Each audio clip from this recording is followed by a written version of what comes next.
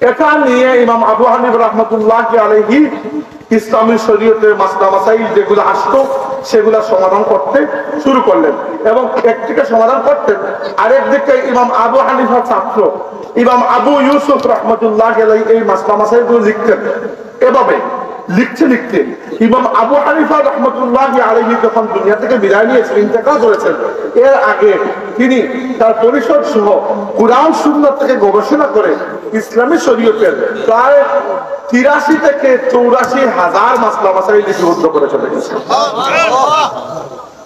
ইন্নাল হামদুলিল্লাহ نحمده ونستعينه ونستغفره ونؤمن به ونتوكل عليه ونعوذ بالله من شرور أنفسنا ومن سيئات أعمالنا من يهده الله فلا مضل له ومن يضلل فلا هادي له وأشهد أن لا إله إلا الله وحده لا شريك له وأشهد أن سيدنا ونبينا ومولانا محمدا عبده ورسوله صلى الله عليه وسلم أما بعد فأعوذ بالله من الشيطان الرجيم بسم الله الرحمن الرحيم يسبح لله ما في السماوات وما في الأرض الملك القدوس العزيز الحكيم هو الذي بعث في الأمين رسولا منهم يتلو عليهم آياته ويزكيهم ويعلمهم الكتاب والحكمة وإن كانوا من قبل لفي ضلال مبين صدق الله مولانا العظيم درسي فرق صلى الله على سيدنا ومولانا محمد وعلى آله وأصحابه وسلم صلى الله على سيدنا ومولانا محمد وعلى آله وأصحابه وسلم شمس العلماء আল্লামা ফুলতুল্লি সাহেব রহমতুল্লাহি আলাইহি এবং আইলাপুর গ্রামের মুর্দেগানের রিসালাত সওয়াব উপলক্ষে আয়োজিত আজকের এই মহতি জলসায় উপস্থিত সম্মানিত সভাপতি, মুরব্বিয়া এবং যুবকবৃন্দ, আল্লাহ রাব্বুল ইজ্জতের অশেষ শুকরিয়া আদায় করি আল্লাহ পাক আমাদেরকে মাহফিলে শরীক হওয়ার তৌফিক দিয়েছেন, আলহামদুলিল্লাহ।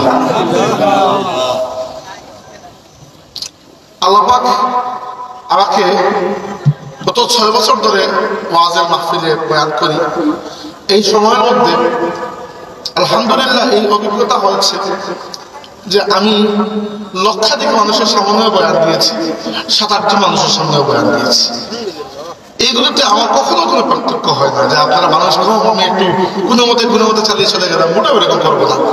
কারণ আমি জানি আল্লাহর কাছে গিয়ে আমাকে জবাব দিতেই হবে। অতএব আপনারা এই টেনশন করবেন না যে মানুষ কম হইলে কম, সমস্যা কি আমাদের। আমি যখন ফুলতলিতে রিসালাত সওয়াব মাহফিলে বয়ান করেছি সে তখন মানুষ ছিল 1-2-3 লক্ষ হবে, আর আপনাদের এই মাহফিল থেকেও কম, একেবারেই কম মাহফিল মানুষ নিয়ে মাহফিল করেছি। তো এগুলো আপনাদের চিন্তার কোনো কারণ নাই, আপনারা যত্নের কোনো ত্রুটি করেন নাই, আপনাদের আন্তরিকতাকে আল্লাহ কবুল করুন, এটি আমরা দোয়া করি। আর মানুষ যা আসবার যাদের প্রয়োজন রয়েছে আদৌ আসার তারা আসবেন, হয়তো ঘরে বাড়িতে গেছেন 2-1 মিনিট পরে চলে আসবেন, এগুলো নিয়ে মোটেও চিন্তার কারণ নাই। বা কমিটিও এটা মনে করবেন না যে হুজুর কি মনে করছেন, আমি কিছুই মনে করছি না। আপনারা যথেষ্ট আন্তরিক, আল্লাহ আপনাদেরকে কবুল করে আমরা বলি আমিন। এবার যে বিষয় আমাকে নির্ধারণ করে দিয়েছেন সেটা হচ্ছে মাযহাবের প্রয়োজনীয়তা নিয়ে আলোচনা। এজন্য আমি দুটো আয়াত তিলাওয়াত করেছি, আরেকটা আয়াত তিলাওয়াত করতে পারলে ভালো হতো, এখন মনে পড়ছে। যাই হোক, এই দুইটা আয়াত তিলাওয়াত যে করেছি, করার উদ্দেশ্য হচ্ছে যে এই 2 বা 3 আয়াতের মধ্যে আল্লাহ পাক আমাদেরকে গুরুত্বপূর্ণ একটা ইঙ্গিত দিয়েছে। ভালো করে কথাগুলো খেয়াল করে, ইলমি কথা। ইঙ্গিতটা হচ্ছে আল্লাহ রাব্বুল আলামিন এই পুরো উম্মতকে 2 ভাগে ভাগ করেছে। এক ভাগের নাম দিয়েছেন উম্মিয়িন, আরেক ভাগের নাম দিয়েছেন আখারিন। উম্মিয়িন হচ্ছেন তারা যারা আরবের মানুষ এবং যাদের কাছে আল্লাহ তার নবীকে প্রেরণ করেছিলেন। রাসূলের যুগের সেই আরবের মানুষ, এরা হচ্ছেন উম্মিয়িন। আখারিন হচ্ছে আমরা যারা রাসূলকে দেখি নাই, পরে এসে ইসলাম কবুল করেছি। এই উম্মত 2 ভাগে বিভক্ত। আমি ইংরেজিতে যদি বলি, একটা হচ্ছে ইনার সার্কেল আর একটা আউটার সার্কেল। বুঝতে পেরেছেন? এই 2 পার্থক্য মনে রাখা। মাযহাব বোঝার জন্য এগুলো বোঝা খুব জরুরি। এগুলো বুঝলে আর আপনি বুঝতে পারবেন মাযহাব কি জন্য জরুরি বা আমরা কি জন্য মাযহাবের প্রয়োজনীয়তা নিয়ে কথা বলি। 2 নম্বর আরেকটা বিষয় বুঝতে হবে, নবী দুনিয়াতে থাকা আর নবী দুনিয়াতে না থাকার মধ্যে রাত দিন বেশি। যখন নবী আছেন দুনিয়াতে, তখন দুনিয়ার অবস্থাটা অন্যরকম থাকে, আর নবী যখন দুনিয়াতে থাকেন না, তখন দুনিয়ার অবস্থা অন্যরকম থাকে। উদাহরণস্বরূপ, আমাদের আগের যারা উম্মত ছিল বনি ইসরাঈল, তাদের ব্যাপারে বলা হয়েছে, হাদিসে এসেছে, কানাত বানু ইসরাঈলা তাসুসুহুমুল আম্বিয়া কুল্লামা হালাকা নাবিয়্যুন খালাফাহু নাবিয়্যুন। অর্থ হচ্ছে আমাদের আগের যারা উম্মত ছিল, অন্য নবীদের উম্মত, তাদের প্রতি আল্লাহর নিয়ম ছিল তাদের নেতৃত্ব নবীরা দিতেন। তাদের নেতৃত্ব ছিল নবীদের হাতে। তাদের সৌভাগ্য এটা। কুল্লামা হালাকা নাবিয়্যুন, একজন নবী ইন্তেকাল করলে খালাফাহু নাবিয়্যুন, তার উম্মতের মধ্য থেকে আরেকজনকে আল্লাহ নবী বানিয়ে দিতেন। তো নবীর লাইন কখনো ভাঙে নাই। আমাদের অবস্থা কি? আমরা মাত্র একজন নবী পেয়েছি, আর আমাদের নবী বলেছেন ইন্নাহু লা নাবিয়্যা বা'দি। মনে রাখো, আমার পরে আর কোনো নবী নেই। আমাদের নবীর পরে আর কোনো নবী নাই।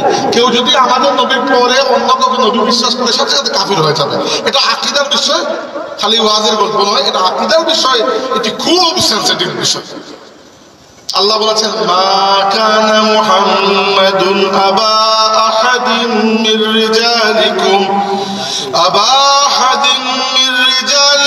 ওয়ালাকিন রাসূলুল্লাহি ওয়া খাতামান নাবিয়্যিন। আল্লাহ আমাদের নবীকে বলছেন খাতামান নাবিয়্যিন, শেষ নবী। অতএব আমাদের প্রতি আল্লাহর হিসাব ভিন্ন, আগের উম্মতের প্রতি ভিন্ন ছিল। কিভাবে ভিন্ন? কারণ দেখেন, নবীকে আল্লাহ এমন 3টা কোয়ালিটি দিয়ে দেন, যেটা নবী ছাড়া আর দুনিয়াতে কারোর মধ্যে থাকে না। এক এক করে আমি বলি, আপনি মিলাই দেখেন। প্রথমটা হচ্ছে, নবী সরাসরি আল্লাহর পক্ষ থেকে দায়িত্ব নিয়ে আসেন। বাকি দুনিয়ার কোনো মানুষকে আল্লাহ নিজে দায়িত্ব দেন না, নিজে নিজে দায়িত্ব সে পালন করে। উদাহরণস্বরূপ, আমি আজকে 6 বছর ধরে ওয়াজ করছি। আমি যদি কাউকে বলি যে এই ময়দানে আমি আর খেদমত করবো না, অন্য কোনো জায়গায় চলে যাবো, এটা আমার জন্য কোনো বড় অপরাধ নয়। অন্যান্য আমি মাদ্রাসার শিক্ষক হয়ে ইসলামের খেদমত করতে পারবো, মসজিদের খতিব হতে পারবো, অথবা লেখক হতে পারবো, অনেক কিছু হতে পারবো। কারণ আল্লাহ আমাকে এই পদে বসাচ্ছেন, এটা আমি নিজে বলছি। আল্লাহ তৌফিক দিয়েছেন, কিন্তু আল্লাহ আমাকে ডিরেক্ট অ্যাপয়েন্ট করে দেন। কিন্তু নবী 2 দিন পরে বলতে পারবেন না যে আমি আর নবী আর বিরক্ত লাগতেছি, বলতে পারবেন না। নবীর বিরক্ত লাগলেও কিন্তু নবী, পারলেও কিন্তু নবী, তিনি সফল হলেও নবী। আর দুনিয়াবী দিক থেকে যদি দেখা যায় তেমন কোনো উম্মত তার হাতে আসছে না, তবুও তাকে চেষ্টা করতে হবে তিনি নবী। তো আল্লাহর পক্ষ থেকে একজনকে নির্ধারণ করে দেওয়া হয়েছে, অ্যাপয়েন্টেড করে দেওয়া হয়েছে। আর বাকি আল্লাহর পক্ষ থেকে অ্যাপয়েন্টেড নয়। এই 2টার মধ্যে কিন্তু রাত দিন তফাৎ আছে। 2 নম্বর পার্থক্য হচ্ছে, নবীরা নিষ্পাপ, বাকি কেউ নিষ্পাপ নয়। নবীদের কোনো গুনাহ থাকে না। কি জন্য? আল্লাহ তাদেরকে স্পেশাল প্রোটেকশন দিয়ে রাখে। এই জন্য নবীরা কখনো কোনো গুনাহ করে না। মানবিক মিস্টেক হয় যে আমাদের মধ্যে, এটা মানবিক মিস্টেক, এটা করতে গিয়ে ওইটা করে ফেলেছেন হালালের মধ্যে। কিন্তু হালাল বা হারামের মধ্যে নবী কখনো হারামের মধ্যে যান না, কখনো গুনাহ করতে পারেন না, আল্লাহ তাদেরকে দিয়ে কখনো গুনাহ সংগঠিত করেন না। কিন্তু আমাদের অবস্থা কিরকম? আল্লাহ নবী বলেছেন কুল্লু বানু আদম খাত্তাউন, নবীগণ ছাড়া প্রত্যেক আদম সন্তান হচ্ছে গুনাহগার, কম বেশি। কেউ বুকে হাত দিয়ে বলতে পারবেন যে আমার কোনো গুনাহ নাই? পারবেন না। তাই গুনাহগার হলে কি করবেন? ওয়া খায়রুল খাত্তাইনা আত-তাওয়াবুন, নবী বলেছেন সবচেয়ে ভালো গুনাহগার কে জানো? ভালো গুনাহগার হচ্ছে যে গুনাহ করার পরে আল্লাহর কাছে তওবা করে ফেলে। তাইলে আমরা কি বুঝলাম? নবীদের তিন কোয়ালিটির মধ্যে দুইটা হচ্ছে, প্রথমটা হচ্ছে নবী আল্লাহর পক্ষ থেকে নির্ধারিত, অ্যাপয়েন্টেড। আমরা কেউ আল্লাহর পক্ষ থেকে অ্যাপয়েন্টেড নয়, যত বড় আল্লাহর ওলি হয়ে যান না কেন, আল্লাহ কাউকে অ্যাপয়েন্টেড করেন নাই। দুই নম্বর, নবীগণ নিষ্পাপ, বাকি কেউ নিষ্পাপ না। তিন নম্বর, কোন নবীকে কখনো চ্যালেঞ্জ করা যায় না, বাকি দুনিয়ার সব মানুষকে চ্যালেঞ্জ করা যায়। চ্যালেঞ্জ মানে কি? যে আপনার কথা আমি মানলাম, চ্যালেঞ্জ দিয়ে দিলাম। নবীকে চ্যালেঞ্জ দিলে ইমান থাকবে, কারণ নবী নিজেই চ্যালেঞ্জ, নবী নিজেই আল্লাহর আদালত। নবীকে আপনি বলতে পারবেন না যে আপনার কথা দলিল কি, নবী নিজেই দলিল। বুঝতে পেরেছেন সেটা? তো এই তিনটা সর্বশেষ যার কাছে ছিল তিনি হচ্ছেন জনাবে মুহাম্মদুর রাসূলুল্লাহ সাল্লাল্লাহু আলাইহি ওয়াসাল্লাম। কারণ তিনি শেষ নবী, তিনি দুনিয়া থেকে বিদায় নেওয়ার সাথে সাথে এই তিন দরজা, এই তিনটা মর্যাদা, এই তিন শান কিয়ামত পর্যন্তের জন্য বন্ধ হয়ে গেছে। আর আমরা কেউ এই দায়িত্বে নিয়োজিত নয়। তাইলে সমস্যা, আপনি বলবেন তাহলে কি হইল? হইল এটা, নবী যখন দুনিয়াতে আছেন একটা জিনিসের মধ্যে দুইজন মানুষের বিতর্ক শুরু হয়েছে, যে নবীকে গিয়ে জিজ্ঞাসা করুন, নবী যেটা বলবেন এটাই সত্য, আর কোনো কথা আছে? কারণ নবীর সাথে ডিরেক্ট কার কানেকশন? আল্লাহর কানেকশন।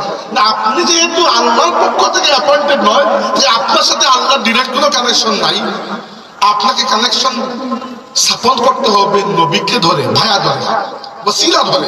কিন্তু নবীকে কাউকে ওসিলা ধরতে হবে না, নবী সরাসরি আল্লাহর সাথে কানেক্টেড। কিসের মাধ্যমে? ওহীর মাধ্যমে। এই কানেকশনের নাম হচ্ছে ওহী।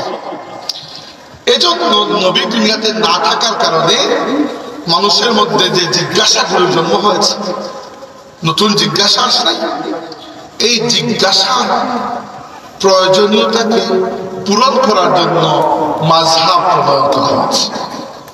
বুঝতে পেরেছেন বিষয়টা? আমি আর একটু বুঝাচ্ছি, উদাহরণ না দিলে বুঝবেন না। উদাহরণ দিই, নবী দুনিয়াতে থাকার সুবিধা কোনটা?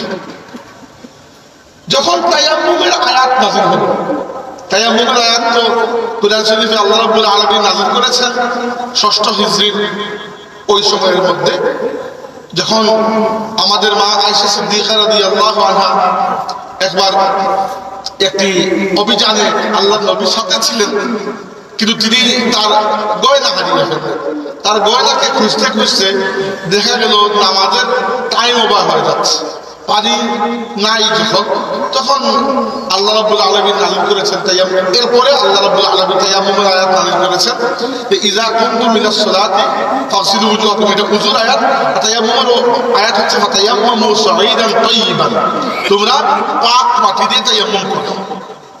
তায়াম্মুম কিসের পরিবর্তে করতে হয়? ওযুর পরিবর্তে। ওযু যদি না পারেন, ওযুর পরিবর্তে তায়াম্মুম করতে হয়। দেখেন নবী দুনিয়াতে থাকার ফায়দা কোনটা আমি বুঝাচ্ছি। মাযহাব কি জন্য প্রয়োজন ছিল? কারণ নবী দুনিয়া থেকে বিদায় নিয়েছে। আপনি বললেন কিভাবে? আমি বুঝাচ্ছি। এখন ধরেন নবী দুনিয়াতে আছেন, ওই সময় একবার কি হলো, তায়াম্মুমের আয়াত নাযিল হওয়ার পরে আল্লাহর নবীর খুব মায়ার এক সাহাবী আম্মার ইবনে ইয়াসির রাদিয়াল্লাহু আনহু, ইসলামের প্রথম শহীদ সুমাইয়া রাদিয়াল্লাহু আনহা, সুমাইয়ার পুত্র আম্মার রাদিয়াল্লাহু আনহু একবার একটা মরুভূমি দিয়ে কোন একটা জায়গায় যাচ্ছিলেন, রাতে ঘুমিয়েছেন, তার নিজের উপর গোসল ফরজ হয়ে গেছে, স্বপ্ন দোষের কারণে গোসল ফরজ হয়ে গেছে। তো এখন এই মরুভূমির মধ্যে তিনি পানি পাবেন কোন জায়গায়? মরুভূমিতে তো পানি নেই, তাই না? এখন বড় মুসিবতের মধ্যে পড়লেন, নামাজ তো পড়তে হবে কিন্তু পানি তো নাই। যার সাথে পানি আছে ওইগুলো দিয়ে খাবেন নাকি গোসল করতে তো অনেক পানি লাগে। তিনি চিন্তা করলেন, একা মানুষ তো, চিন্তা করলেন যে কিছুদিন আগে তায়াম্মুমের আয়াত নাযিল হয়েছে, আল্লাহ বলেছেন অজুর পরিবর্তে তোমরা অজুর জায়গায় তায়াম্মুম করে ফেলো। তাই গোসলেরও নিশ্চয়ই তায়াম্মুম থাকবে। এই চিন্তা করে এখন গোসলের তায়াম্মুম আছে কিনা তা তুমি জানেন না, কারণ কেউ এরকম প্রশ্ন করে দেয় আল্লাহ নবীকে, আর শরীয়তেও এরকম কোনো নির্দেশ তখনো আসে নাই। তিনি চিন্তা করলেন যে অজুর জায়গায়, পুরো জায়গায় নয়, অজুর সময় মুখ ধুই আমরা, তায়াম্মুমের সময় মুখ মাসেক করা, আর 2 হাত কবজি পর্যন্ত মাসেক করা, এটা তায়াম্মুমের সময় করা হয়। তিনি চিন্তা করেন যে গোসলেরও নিশ্চয়ই তায়াম্মুম থাকবে। তিনি কি করে সব কাপড় চোপড় খুলে ফেললেন, দেখা মানুষ আর মরুভূমির মধ্যে দুশেরটা এরকম রাউন্ড করে উঠে কাপড় পরে দিলেন। তিনি চিন্তা করেন এটা মনে হয় গোসলের তায়াম্মুম। নবী তখন দুনিয়াতে আছে, এই জায়গায় উপস্থিত নাই। মদিনায় ফিরে আসার পরে রাসূলুল্লাহ সাল্লাল্লাহু আলাইহি ওয়াসাল্লাম তিনি বললেন, ইয়া রাসূলুল্লাহ, আমার উপর গোসল হয়ে গেছে ফরজ, কি করবো বুঝে আসতেছি না। নিজে নিজে চিন্তা করলাম যে গোসলের তায়াম্মুমটা করে নেই, এই জন্য আমি কাপড় চোপড় করে 2টা গড়ি দিয়ে কাপড় পরে দিচ্ছি।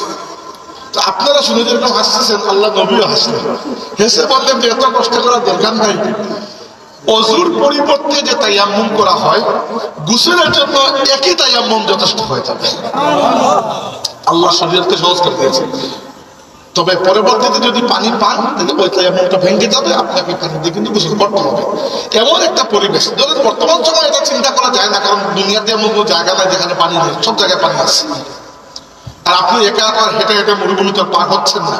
কিন্তু শরীয়তে এই নিয়ম হয়ে গেছে যে বাই চান্স যদি কোনো সময় এরকম বিপদে আপনি পড়েন যে এই ত্রিসীমানার মধ্যে পানি নাই, নামাজ কাজা হয়ে যাওয়ার সম্ভাবনা, আর আপনার উপর গোসল ফরজ, তাইলে আপনি নামাজের জন্য অজুর তায়াম্মুম যেভাবে করেন, একই তায়াম্মুম করলে আপনার গোসলকেও আল্লাহ কবুল করে দেবেন, আর গোসল লাগবে না, নামাজ পড়ে ফেলতে পারবেন। শর্ত হচ্ছে যখন পানি পাবেন আগে তায়াম্মুমটা বাতিল হয়ে যাবে, তখন আবার গোসল করতে হবে। তো দেখেন, নবী দুনিয়াতে থাকার কারণে এত কঠিন একটা জিনিসের সমাধান আমরা পেয়ে গেলাম না। কারো কোনো পার্থক্য আছে এখানে? পার্থক্য করলে আপনি মুমিন নয়, কারণ নবীর সাথে পার্থক্য করা যায় না। এই হচ্ছে নবী দুনিয়াতে থাকার সুবিধা। এই জন্য অনেকেই বুকার মতো প্রশ্ন করে দিয়েছে, আমরা এখন মাযহাব মানি, সাহাবীদের যুগে মাযহাব ছিল না কেন? আরে বাবা, সাহাবীদের যুগে নবী ছিলেন, মাযহাব কেন থাকবে? যে যুগে নবী ছিলেন সেই যুগে তো মাযহাব থাকার দরকার না। নবী নিজেই ইসলাম, নিজেই দ্বীন, নিজেই মাযহাব, নিজেই তো সবটা। নবী নিজেই শরীয়ত, নবী যেটা বলেন ওটাই শরীয়ত। যখন নবী নাই তখন এটার প্রয়োজন পড়েছে। 2 নম্বর আরেকটা উদাহরণ দিই নবী দুনিয়াতে থাকার ফায়দা। সাহাবী আবু সাঈদ খুদরি রাদিয়াল্লাহু আনহু, নবীর বড় মায়ার সাহাবী, সহিহ বুখারী শরীফের মধ্যে এই হাদিস রয়েছে। তিনি বলেছেন যে একবার আমরা কয়েকজন যাচ্ছি একটা জায়গায়, আল্লাহ নবী আমাদেরকে পাঠিয়েছেন। তো রাস্তায় আমরা পেয়ে গেলাম বেদুইন একটা কাফেলা। দেখি তারা বড় হতাশ, ব্যথিত হয়ে বসে আছে। জিজ্ঞেস করলাম তোমাদের কি হয়েছে, কারণ তারা বললো যে আমাদের কাফেলার যে সর্দার আছে, আরবরা কিন্তু তাদের সর্দারকে খুব মানে, আমাদের কাফেলার যে সর্দার তাকে বিচ্ছু সাপ কামড় দিচ্ছে। বিচ্ছু সাপ চেন, যেগুলো পেছনের লেজটা একটু উপরের দিকে বাঁকানো, ইংরেজিতে বলা হয় স্করপিয়ন। এগুলো খুবই বিষধর। এগুলো যদি কাউকে কাটে 1 ঘন্টার মধ্যে অ্যান্টিবায়োটিক দিতে না পারলে মানুষ মারা যায়। ভয়ঙ্কর বিষধর। এগুলো বাংলাদেশে নাই, তবে চিন্তা করার কারণ এগুলো মরুভূমিতে থাকে। তো এরকম একটা বিচ্ছুটাকে কামড় দিচ্ছে। সাহাবীরা দেখলেন আসলে তো বেটা, ওই যে ব্যক্তিকে কামড় দিচ্ছে সে একেবারে মৃত্যু সজ্জায়, মারা যাবে এরকম অবস্থা। তো তারা বললেন ও কাফেলার মানুষ যে আপনারা অনেক মানুষ দেখছি, আপনাদের মধ্যে কেউ কোনো জাল ফু তাবিজ কিছু জানেন কিনা, জানলে আমাদেরকে একটু সাহায্য করেন। আল্লাহর নবীর সাহাবীরা মানুষের প্রতি দয়া এসেছে, চিন্তা করলেন যে এই ব্যক্তিকে যদি কোনোভাবে সাহায্য করা যায়, একটু ফু দেওয়া যায়, একটু ঝাড়ফুঁক করা যায়। ওই যে ফু দেওয়া আমরা বলি, আরবিতে বলা হয় রুকিয়া। রুকিয়া মানে ফু দেওয়া, দম করা, এটা সুন্নাত। এটা ফু তো দেবেন, কিন্তু কি পড়ে ফু দেবেন ওটা তো তারা একটু কনফিউজ। যখন এই ফুর দরকার হয়েছে নবীর কাছে গিয়ে বলেছেন ইয়া রাসূলুল্লাহ ফু দিয়ে, আল্লাহ নবী ফু দিয়ে দিয়েছেন কিংবা হাত বুলিয়ে দিয়েছেন, শিফা হয়ে গেছে। নিজে কখনো শিখেন নাই ওটা আজকের দিন পর্যন্ত, তাই না? তো আজকের দিন কিন্তু সামনে আসছে আমার এক মুসিবত, এখন কিন্তু নবী উপস্থিত নেই, কি করবেন?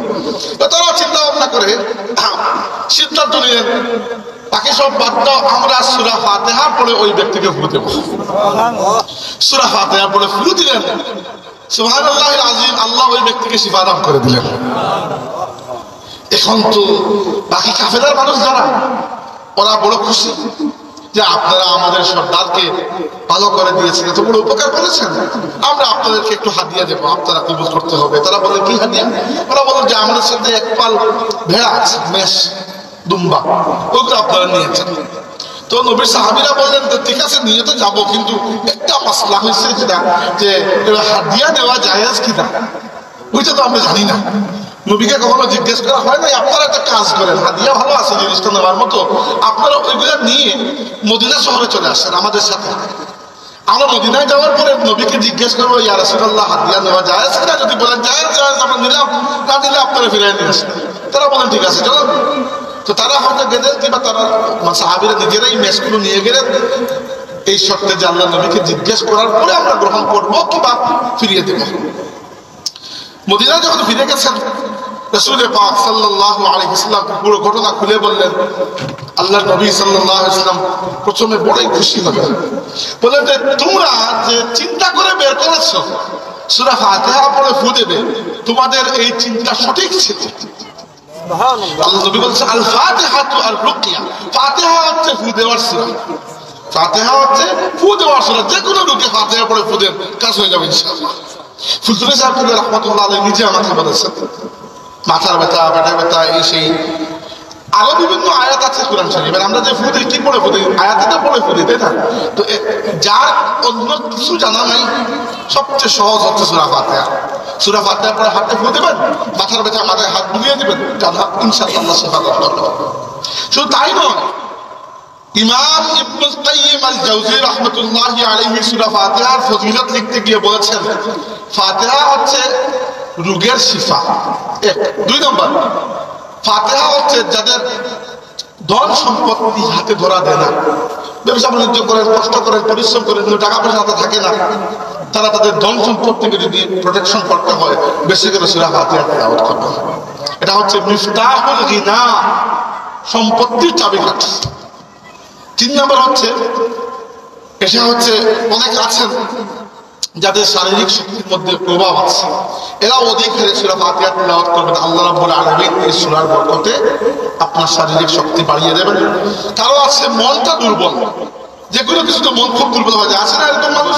এরা দেখতে খুবই স্বাস্থ্যবান কিন্তু মন একেবারে মিথু, এরাও সূরা ফাতিহা তেলাওয়াত করবেন। সূরা ফাতিহা এত মূল্যবান সূরা, আল্লাহর নবী সাল্লাল্লাহু আলাইহি ওয়াসাল্লাম সূরা ফাতিহাকে বলেছেন যে এই সূরার মতো কোন সূরা না আগের কোন আসমানি কিতাবে নাযিল হয়েছে, না এই কুরআনের মতো এরকম কোন সূরা নাযিল হয়েছে। সূরা ফাতিহার কোনো মোকাবিলা নাই। সূরা ফাতিহা অনন্য একটা সূরা, এরকম কোন সূরা আল্লাহ কখনো নাযিল করেন নাই। যাই হোক, যদি বলছিলাম আল্লাহ নবী বললেন যে তোমরা সূরা ফাতিহা পড়ে ফু দিয়েছো, ভালো করেছো। আর দুই নম্বর প্রশ্ন তারা করলেন ইয়া রাসূলুল্লাহ আমরা হাদিয়া নিতে পারবো কিনা? রাসূল পাক সাল্লাল্লাহু আলাইহি ওয়াসাল্লাম বললেন অবশ্যই নিতে পারবে, তোমরা নাও এবং হাদিয়ার একটা অংশ তোমরা আমার ঘরেও পাঠিয়ে দিও। আল্লাহ নবী এটাকে সুন্নতে পরিণত করলেন। তো এই দুইটা ঘটনা বলার উদ্দেশ্য কি, যে নবী দুনিয়াতে যখন থাকেন তখন তেমন কোনো মুসিবতে পড়তে হয় না। যখনই আপনি আটকালেন, নবীকে জিজ্ঞাসা করলেন, নবী জবাব দিয়ে দিলেন, হারা সরানো হয়ে গেল। কিন্তু নবী যখন দুনিয়াতে নাই তখন কি করবেন? একজন আলিমকে জিজ্ঞেস করেছেন, এক ফতোয়া দিয়েছেন, আরেকজন আলিমকে জিজ্ঞেস করেছেন, আরেক ফতোয়া দিয়েছেন। হুট করে বলতে পারবেন না যে উনি ভুল উনি শুদ্ধ, হতে পারে দুইজনই শুদ্ধ। কিভাবে আমি আপনাকে বলি, নবীর সাহাবীদের মধ্যেও এরকম মত পার্থক্য হয়েছে। সাহাবীদের মধ্যে যারা এমনকি নবীর পিছনে থাকতেও হয়েছে। কিভাবে? খন্দকের যুদ্ধের পরে, খন্দকের যুদ্ধের সময় মদিনার ইহুদিরা মদিনার ভেতরে থেকেও মুসলমানদেরকে সাহায্য সহযোগিতা করা দূরের কথা, মদিনার সনদের সাথে বিশ্বাসঘাতকতা করে তারা মক্কার কাফিরদেরকে মুসলমানদের বিরুদ্ধে সাহায্য করেছিল। ইহুদিরা চিরকালই মুসলমানদের শত্রু ছিল। এবার বদর যুদ্ধ, খন্দকের যুদ্ধের পরে আল্লাহর নবী সাল্লাল্লাহু আলাইহি ওয়াসাল্লাম যখন নিজের ঘরে ফিরে গিয়েছেন, ফেরেশতা জিবরাইল এসে বলেছেন ইয়া রাসূলুল্লাহ ঘরে ফিরে যাওয়ার সময় এখনো হয় নাই, মক্কার কাফিরদেরকে আপনারা পরাজিত করে বিদায় করেছেন ঠিক আছে, ঘরের শত্রু যেগুলো আছে ইহুদি, এই বিশ্বাসঘাতকদেরকে আল্লাহ শাস্তি দেওয়ার ইচ্ছা করেছেন, আপনারা এখন তাদের দিকে আগান। তখন রাসূল পাক সাল্লাল্লাহু আলাইহি ওয়াসাল্লাম বলেছেন সাহাবীদেরকে, চলো, ইহুদিদের বাসস্থান যে জায়গায় মদিনা শহর থেকে একটু দূরে, হেঁটে যেতে 2 ঘন্টার মতো লাগে। তখনকার যুগে, এখনকার যুগে গাড়িতে যেতে 10 মিনিট লাগবে হয়তো, তখনকার হেঁটে যাওয়ার সময় ছিল ঘন্টা 2-1 মতো লাগতো। আল্লাহ নবী সাল্লাল্লাহু আলাইহি ওয়াসাল্লাম বলেছেন, খুব দ্রুত তোমরা যে যেখানে আছো, যে অবস্থায় আছো, বনু কুরাইজার এলাকায় যাও। বনু কুরাইজা ওই এলাকায় ইহুদিরা বসবাস করতো। বনু কুরাইজা তাদের গোত্রের নাম ছিল। রাসূল কি বলেছেন তখন? বলেছেন, লা তুসাল্লিল আসর ইল্লা ফি বানি কুরাইজা আও কামা ক্বালা। শুনো আমার সাহাবীরা, খুব তাড়াতাড়ি যাও বনু কুরাইজার এলাকায়, আর বনু কুরাইজার এলাকায় না গিয়ে নামাজ পড়বে না, আসরের নামাজ আদায় করবে না। আসরের নামাজ বনু কুরাইজায় গিয়ে আদায় করবে, মানে খুব দ্রুত যাও। এবার সাহাবীরা রওনা হয়েছিল মদিনা থেকে, যে যার যার ঘর থেকে কাফেলা কাফেলা করে রওনা দিয়েছে। ভালো করে বুঝুন। এবার কয়েকজন তো পৌঁছে গেছেন আসরের আগে, সবাই তো একসাথে যাচ্ছেন না, কেউ কেউ পিছনে রয়ে গেছেন।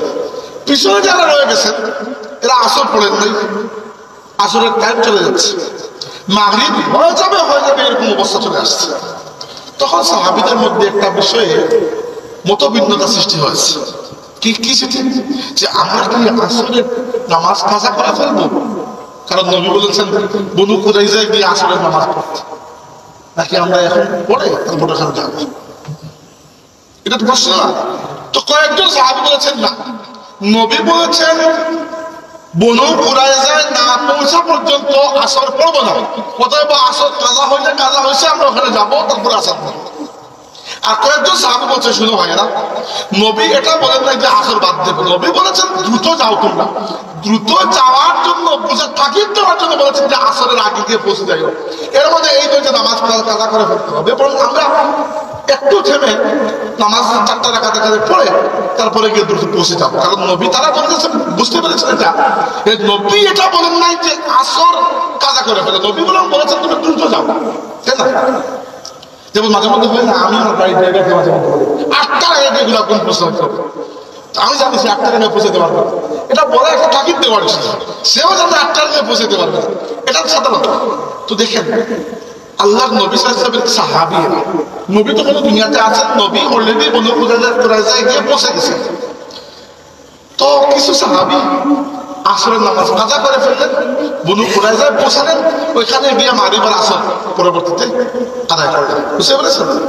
আর কিছু সাহাবী একটু থেমে এখানে আসরের 4 রাকাত নামাজ আদায় করে বনু কুরাইজায় গিয়ে পৌঁছালেন। দেখেন দুইটা দল হয়ে গেল, আল্লাহর নবীর কাছে গিয়ে বিচার দেওয়া হবে, দুই দলে বিচার দেওয়া। আশ্চর্যের বিষয়, রাসূল পাক সাল্লাল্লাহু আলাইহি ওয়াসাল্লাম কাউকেই ধমক দিলেন না, বরং দুইজনেরটাই কবুল করে নিলেন। এর কারণ কি? আল্লাহর নবী শরীয়তের মধ্যে এত কঠিন করতে চাচ্ছেন না, এত সহজ রাখতে চাচ্ছেন যে মানুষের চিন্তার জন্য সুযোগ থাকে। এখানে সাহাবীদের 2 দল হলো কিভাবে? একদল আল্লাহর নবীর কথার উপর খেয়াল করেছেন, যে বলেছেন আসর পড়বো না, মানে আসর কাজা হইলে কাজা হয়েছে ওখানে যাবো। আরেক দল কথার থেকে বেশি, কথার পিছনে আল্লাহর নবীর যে মনোভাব ওইটাতে বেশি খেয়াল করছে। পেছনে কথার পেছনের কথা আছে না, একটা কথা আমরা মুখ দিয়ে বলি, এর পেছনে একটা উদ্দেশ্য কিন্তু থাকে। একদল আল্লাহর নবীর কথার শব্দের উপর খেয়াল করেছেন, আরেকদল কথার পেছনের চিন্তার উপর খেয়াল করেছে। এই যে দুইটা মতামত হয়ে গেল না, আল্লাহর নবী কিন্তু কাউকেই নিষেধ করেন না।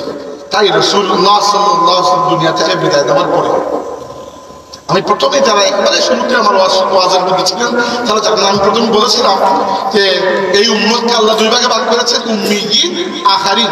এই যে উম্মিয়িন যারা ছিল তারা রাসূলুল্লাহ সাল্লাল্লাহু আলাইহি ওয়াসাল্লামকে পেয়েছে, তৎকালীন আরবের মানুষ যারা। এরপরে সাহাবীদের যুগে ইসলাম আস্তে আস্তে বাড়তে লাগলো। সাহাবীরা বিভিন্ন এলাকাকে বিজয় করলেন, ইরাক বিজয় হলো, সিরিয়া বিজয় হলো, মিশর বিজয় হলো, ইরান বিজয় হলো, হিন্দুস্তান। আস্তে আস্তে আস্তে আস্তে ইসলামকে আল্লাহ তৎকালীন সময়ের অর্ধ পৃথিবী ব্যাপী পৌঁছিয়ে দিলেন। এবার এক সময় আল্লাহর নবীর সামনে ছিল কারা? শুধু আরবের মানুষ। এখন আসছে আরবি, সিরিয়ান, ইরাকি, ইরানি, মিশরি, সুদানি, কত কিসিমের মানুষ। এক এক ধরনের মানুষের প্রশ্ন এক এক রকম, এক এক দুনিয়ার মানুষের চিন্তা এক এক রকম। এখন দেখেন, একটা নবী দুনিয়াতে নাই, এমন কেউ নাই যিনি আল্লাহর পক্ষ থেকে জবাব দিতে পারবেন। নবী তো আল্লাহর পক্ষ থেকে জবাব দিতে পারতেন, কারণ নবী হচ্ছেন আল্লাহর পক্ষ থেকে ওহীর মাধ্যমে সরাসরি যুক্ত। আপনি তো ওহীর মাধ্যমে সরাসরি যুক্ত নয়, অতএব আপনাকে এমন কিছুর উপর ভরসা করতে হবে যেটি নবী আপনার জন্য রেখে গিয়েছেন। নবী কি রেখে গিয়েছেন? সহজ হিসাব, নবী আপনার জন্য আল্লাহর কিতাব রেখে গিয়েছেন। এবার এই যে আল্লাহর কিতাব, প্রত্যেক মাযহাবের ইমামগণ এই কোরআনুল কারীম থেকেই, আল্লাহর নবীর সুন্নাত থেকেই মাসলা মাসাইলের সমাধান করেন। কিন্তু যেহেতু তারা মিছিল নয়, তারা মানুষ, তাই চিন্তার মধ্যে ভিন্নতা রাখতে পারে না। দুই ভাইয়ের মধ্যেও তো চিন্তার ভিন্নতা থাকে, তাই না? তো এটা তো কোনো মাইনের বিষয় না, ইলমি ইখতিলাফ। বুঝতে পেরেছেন বিষয়টা? এটা ইলমি ইখতিলাফ। তো অনেকেই বলেন যে এক ইসলাম আর মাযহাব তোমার চারটা। কারণ হচ্ছে আমরা মানুষ, আমরা তো মেশিন না যে একটা যেদিকে সুইচ লাগে সব থেকে সুইচ হয়ে গেল। আমরা মানুষ, চিন্তার ভিন্নতা থাকতে পারে। এবার ধরেন আপনি আমাকে এক গ্লাস পানি দিলেন, আমি অর্ধেক গ্লাস পানি খেয়ে ফেললাম, অর্ধেক গ্লাস পানি আছে, আমি আপনাকে সামনে দেখালাম যে আমার হাতে এটা কি। তো আপনি বললেন আপনার হাতে একটা গ্লাস যার অর্ধেক পানিতে পরিপূর্ণ। আপনাকে জিজ্ঞেস করে কি, আপনি বললেন আপনার হাতে একটা গ্লাস যার অর্ধেকটা খালি। কথা কিন্তু দুইটাই রাইট। অর্ধেক গ্লাস পরিপূর্ণ পানিতে, ওইটাও রাইট, অর্ধেক গ্লাস খালি, ওইটাও রাইট। দৃষ্টিভঙ্গির পার্থক্যের কারণে একটু পার্থক্য হয়ে যায়। উদাহরণস্বরূপ কুরআন শরীফে আছে, আল্লাহ রাব্বুল আলামিন বলেছেন ওয়াল মুতাল্লাকাতু ইয়াতারাব্বাসনা বিআনফুসিহিন্না সালাসাতা কুরু। অর্থ হচ্ছে যে মহিলাকে তালাক দেওয়া হয়েছে, এক বা দুই তালাক, যেটা সুন্নাত তালাক, এক বা দুই তালাক, এই মহিলার ইদ্দত হচ্ছে 3 কুরু। এই 3 কুরু অতিবাহিত হওয়ার আগ পর্যন্ত তার স্বামী যদি তাকে ফিরিয়ে আনতে চান তাহলে বিবাহ আর করা লাগবে না, জাস্ট ফিরিয়ে আনতে পারে।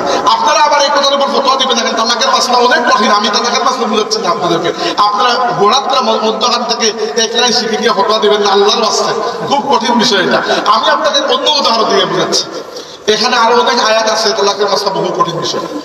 তো আল্লাহ বলছেন কি, যে মহিলাদের ইদ্দত হচ্ছে 3 কুরু। এবার কুরু শব্দের অর্থ কি আছে, এইটা নিয়ে ইমাম আবু হানিফা রাহমাতুল্লাহ আলাইহি, আমাদের হানাফি মাযহাবের ইমাম, উনি বলেছেন কুরু হচ্ছে প্রত্যেকবার মহিলার যখন মাসিক ঋতুস্রাব হয়, এরপরে যখন মহিলা পাক পবিত্র হয়ে যান, ওই পাক পবিত্র সময়কে বলা হয় কুরু। আর ইমাম শাফিঈ রাহমাতুল্লাহ আলাইহি বলেছেন না, যখন মাসিক ঋতুস্রাব চলে ওই সময়টাকে বলা হয় কুরু। দেখেন একটা পার্থক্য হয়ে গেল না? এইরকম পার্থক্য হয়। তো আহামরি কোনো পার্থক্য নয় যেটা নিয়ে আপনি কিলাকিলি ঘুষাঘুষি করবেন। নামাজের মধ্যে পার্থক্য যেটা, আমাদের হানাফি মাযহাবের নিয়ম হচ্ছে, আপনারা একটু খেয়াল করে দেখুন, যে আমরা শুধুমাত্র তাকবীরে তাহরিমার সময় হাত উঠাই, আর বাকি কখনো হাত উঠাই না। আর হাত উঠাই আমরা বিতির নামাজের শেষ রাকাতে গিয়ে, আর ঈদের নামাজের অতিরিক্ত কিছু তাকবীর আছে, ওই সময় তার হাত উঠাই চারটা অতিরিক্ত। তাই এটা হচ্ছে হানাফি মাযহাবের নামাজের নিয়ম। ভালো করে শুনুন, শাফিঈ মাযহাবের নিয়ম হচ্ছে আপনি তাকবীরে তাহরিমার সময় হাত উঠাবেন, রুকুতে যাওয়ার সময় আল্লাহু আকবার বলে হাত উঠাবেন, উঠে ছেড়ে দেবেন।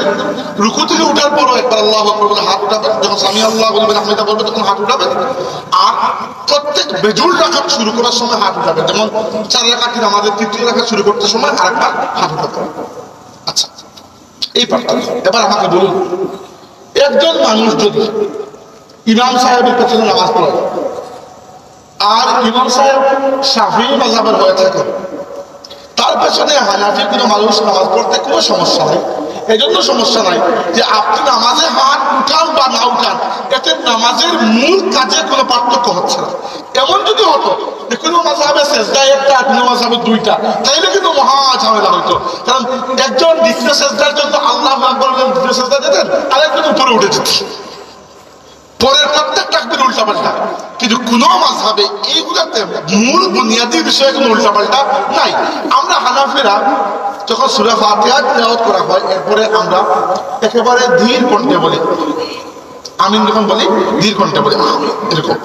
আর শাফিঈ, মালিকি, হাম্বলি এরা একটু জুড়ে বলেন আমিন। এতে কিন্তু নামাজের কোনোটারই কিন্তু পার্থক্য হচ্ছে না। যদিও বোঝা যেত একজন আমিন বলেছে না, আরেকজন ওই সময় সোজা চলে গেছে, তাইলে একটা পার্থক্য হতো। যদি মনে হতো যে নামাজের মূল কাজের মধ্যে পার্থক্য, তাইলে একটা সমস্যা দেখা দিত। কিন্তু আলহামদুলিল্লাহ আল্লাহ পাক কোন ইবাদতের মধ্যে বুনিয়াদি চার মাযহাবের মধ্যে কোনো পার্থক্য আল্লাহ হতে দেন নাই। মৌলিক বিষয়ে সবাই এক, বাদ বাকি আশেপাশের কিছু বিষয়ে পার্থক্য আছে। উদাহরণস্বরূপ আমি আপনাকে যদি বলি, তাহলে ধরেন আপনারা কুরবানির ঈদের সময় কুরবানি দেন, তাই না? হানাফি যারা, আমরা হানাফিরা আমাদের মতে কুরবানি দেওয়া ওয়াজিব, যার সামর্থ্য আছে তার জন্য কুরবানি দেওয়া কি ওয়াজিব। আর শাফিঈ এবং হাম্বলি যারা, তাদের মতে ওটা হচ্ছে সুন্নত। দেন কিন্তু সবাই, এবং তারা সুন্নত বাড়িতে বসে আছে, তারা আপনার থেকে বেশি কুরবানি দেন। কিন্তু তাইলে দেখেন মৌলিক কিন্তু কোনো পার্থক্য হয় না। আপনি বলবেন যে হুজুর ঠিক আছে মৌলিক পার্থক্য হয় না, কিন্তু ছোট ছোট যে পার্থক্য হয় এগুলো কি জন্য হয়? এগুলো এজন্য যে আমাদের নবী সাল্লাল্লাহু আলাইহি ওয়াসাল্লাম জীবনের বিভিন্ন সময় কিছুটা ভিন্ন ভিন্ন রকমের আমল করেছেন। আল্লাহ পাক তার নবীকে এত শান দিয়েছেন, আল্লাহ চান নাই তার নবীর কোনো আমল যেন হারিয়ে যায়। চার মাযহাবের মধ্যে কোনো না কোনো মাযহাবে আল্লাহর নবীর প্রত্যেকটা সুন্নাতকে আল্লাহ পাক কিয়ামত পর্যন্ত যেন জিন্দা রাখার ব্যবস্থা করে দিয়েছেন। বুঝতে পেরেছেন? রাসূলুল্লাহ সাল্লাল্লাহু আলাইহি ওয়াসাল্লাম জীবনের একটা সময় ওই রুকুতে যাওয়ার সময়ও হাত তুলেছেন, রফল নিয়ে যাই যেতে বলে, আর রুকু থেকে উঠার পরেও তুলেছেন। শাফিঈরা এটার উপর আমল করেন। আর জীবনের শেষ দিকে এসে রাসূলুল্লাহ সাল্লাল্লাহু আলাইহি ওয়াসাল্লাম সাহাবীদের কওল মোতাবেক আল্লাহ নবী সাল্লাল্লাহু আলাইহি ওয়াসাল্লাম এরকম করেন নাই, শুধু একবারই হাত তুলতেন। আমরা যখন তুলি তাকবীরে তাহরিমার সময় হানাফিরা এটার উপর আমল করেন। এখন যদি সবাই একটার উপর আমল করতেন, আল্লাহর নবীর জীবনের একটা সময়কার সুন্নাত হারিয়ে যেত, কেউ আর আমল করতো না। আল্লাহ আমাদের নবীকে এরকম মান, এরকম শান, এরকম সম্মান দিয়েছেন, এরকম মহব্বত করেছেন যে আল্লাহ পাক তার হাবিব সাল্লাল্লাহু আলাইহি ওয়াসাল্লামের সমস্ত জীবনের সুন্নাতকে একত্রে ধরে রাখার ব্যবস্থা চার মাযহাবের মাধ্যমে করে দিয়েছেন। এবার আর একটা প্রশ্ন, শেষের দিকে প্রশ্নটা হচ্ছে, অনেকেই বলেন যে মানলাম হুজুর আপনার কথা চার মাযহাবের দরকার ছিল, চার মাযহাব হয়েছে, কিভাবে হয়েছে? আমি আপনার হানাফি মাযহাবের কথা বলি। আপনি মনে করতে পারেন হানাফি মাযহাব অর্থ মনে হয় ইমাম আবু হানিফা সকালে ঘুম থেকে উঠে যেটা বলছেন ওই হানাফি মাযহাব। না রে ভাই, আমরা এত গুরুত্ব নবী ছাড়া কাউকে দিই না। বুঝতে পেরেছেন? সেটা যাই বলবেন তাই আইন হয়ে যাবে, তাই আমি মানবো, এরকম সম্মান আমরা শুধু কাকে দেই? আমাদের নবী সাল্লাল্লাহু আলাইহি ওয়াসাল্লাম। হানাফি মাযহাব বলতে ইমাম আবু হানিফা নিজের ইচ্ছা মতো যা বলেছেন ওটা হানাফি মাযহাব, বিষয়টা এরকম নয়। ইমাম আবু হানিফা রাহমাতুল্লাহি আলাইহি কে আসলে? আল্লাহর নবী সাল্লাল্লাহু আলাইহি ওয়াসাল্লামের সাহাবী আব্দুল্লাহ ইবনে মাসউদ রাদিয়াল্লাহু আনহু, যার ব্যাপারে রাসূল পাক সাল্লাল্লাহু আলাইহি ওয়াসাল্লাম বলেছেন, একবার আব্দুল্লাহ ইবনে মাসউদ রাদিয়াল্লাহু আনহু গাছের উপরে উঠেছেন আল্লাহর নবীর জন্য মিসওয়াকের ডাল ভাঙতে। আর তিনি ছিলেন অত্যন্ত চিকন একজন মানুষ, একেবারে চিকন, এত চিকন যে নিচে কয়েকজন দাঁড়িয়েছিলেন, তারা আব্দুল্লাহ ইবনে মাসউদ রাদিয়াল্লাহু আনহুর পা দেখে হাসছেন যে একজন পরিপূর্ণ পুরুষের পা এত ছোট কিরকম। আল্লাহ নবী এটা শুনলেন, শুনে বললেন, তোমরা তার পা নিয়ে হাসছো, আমার সাহাবীকে আল্লাহ এর পরিমাণ শান দিয়েছেন, কিয়ামতের ময়দানে তার এক একটি পা মিজান দাঁড়িপাল্লার উপর, তার এক একটি পা উপর পাহাড়ের চাইতেও বেশি ভারী হয়ে দাঁড়াবে। আল্লাহ এত মর্যাদা দিলেন। এবং রাসূল পাক সাল্লাল্লাহু আলাইহি ওয়াসাল্লাম বলেছেন, যে ব্যক্তি এমন বিশুদ্ধভাবে কুরআন পড়তে চায় যেভাবে আল্লাহ আমার উপর নাযিল করেছেন, সে যেন আমার সাহাবী আব্দুল্লাহ ইবনে মাসউদের মতো কুরআন শরীফ পড়ছে। এই আব্দুল্লাহ ইবনে মাসউদ রাদিয়াল্লাহু আনহুকে খলিফা উমর ইবনে খাত্তাব রাদিয়াল্লাহু আনহু কুফা শহরের দায়িত্ব দিয়েছেন। এক এক শহরে একজন সাহাবী দায়িত্ব ছিল, একজন থাকতেন প্রশাসনিক দায়িত্বে, আরেকজন থাকতেন ইলমি দায়িত্বে। বুঝতে পেরেছেন? তো ইলমি দায়িত্বে ছিলেন আব্দুল্লাহ ইবনে মাসউদ রাদিয়াল্লাহু আনহু। আব্দুল্লাহ ইবনে মাসউদ রাদিয়াল্লাহু আনহু কয়েকজন ছাত্র ছিলেন, বিখ্যাত ছাত্র। একজন নাম ছিল আল-কামা, আরেকজন নাম ছিল আমর ইবনে সুরাহবিল, আরেকজনের নাম ছিল ইব্রাহিম আন-নাখরি, আরেকজন নাম ছিল হাম্মাদ ইবনে আবু সুলাইমান। এইরকম কয়েকজন ছিলেন যারা সাহাবীর ছাত্র। এবং আপনারা কি জানেন এই সমস্ত ছাত্রদের ইলমকে ঠিক পরের জেনারেশনে আল্লাহ পাক এক ব্যক্তির মধ্যে দিয়ে দিয়েছেন, তিনি হচ্ছেন আমাদের ইমাম আবু হানিফা রাহমাতুল্লাহ আলাইহি। ওই সাহাবীর কাছে যারা পড়ালেখা করেছেন এরা সবাই ইমাম আবু হানিফার উস্তাদ ছিলেন। ইমাম আবু হানিফা নিজের বাড়ি থেকে উঠে এসে কিন্তু বানান। 2 নম্বর বিষয় হচ্ছে ইমাম আবু হানিফা রাহমাতুল্লাহ আলাইহি এত বড় মুত্তাকি মানুষ ছিলেন যে তিনি রাতে যখন অন্ধকার হয়ে যেত তিনি নামাজে দাঁড়াতেন, তাহাজ্জুদের নামাজে কিয়ামুল লাইল দাঁড়িয়ে তিলাওয়াত করতে পারতেন না। তিলাওয়াত করার পরে কেঁদে কেঁদে অস্থির হয়ে যেতেন এবং নিজের দাড়িতে করতেন, নিজের দাড়িতে বলতেন, হে আল্লাহ, আবু হানিফা বড় গুনাহগার, আবু হানিফা যে তোমার কাছে মাফ চাইবে এরকম করার মুখ নাই, কিন্তু আল্লাহ আমার দাড়ি আছে, আর দাড়ি তোমার নবীর বড় পছন্দের সুন্নত, আল্লাহ তোমার নবীর এই সুন্নতের অধীনে আমাকে তুমি মাফ করে দাও। একজন মানুষের কি পরিমাণ তাকওয়া তার দিনের মধ্যে থাকলে তিনি এই কথা বলতে পারেন। সেই ইমাম আবু হানিফা রাহমাতুল্লাহ আলাইহি তার সময়ের শ্রেষ্ঠ 40 জন মানুষকে নিয়ে, 40 জন আলিম যারা মুহাদ্দিস, ফকিহ, মুফতি, মুফাসসির, আমার মতো আলতু ফালতু মানুষ নয়, যারা প্রকৃতপক্ষে আলিম, এইরকম মানুষদেরকে দিয়ে একটা পরিষদ গঠন করেছে, একটা কমিটি। এই কমিটির কাজ ছিল নতুন নতুন যে মাসলা মাসাইলগুলো মানুষ জিজ্ঞেস করবে সেইগুলোর সমাধান খোঁজা। তারা বললেন ঠিক আছে, কমিটিতে গঠন করলাম, সমাধান খুঁজবো কোন পদ্ধতিতে। প্রথমত পদ্ধতি রাখবে, তাই না? তারা পদ্ধতি আবিষ্কার করলেন। কি পদ্ধতি একবার ভালো করে শুনেন, আপনারা বুঝতে পারবেন হানাফি মাযহাব কি ধরনের মাযহাব। তারা সিদ্ধান্ত নিলেন যে কোনো মাসলা আমাদের কাছে আসার পরে প্রথমে আমরা ওই মাসলার সমাধান খুঁজবো। সবচেয়ে প্রথমে আমরা ওই মাসলার সমাধান খুঁজবো আল্লাহর কিতাব কোরআনের মধ্যে। সুবহানাল্লাহ। যদি কোরআনের মধ্যে ওই মাসলার সমাধান পেয়ে যায় সে গেলাম, যদি না পাই তাহলে খুঁজবো আল্লাহর নবীর সুন্নতের মধ্যে। সুবহানাল্লাহ।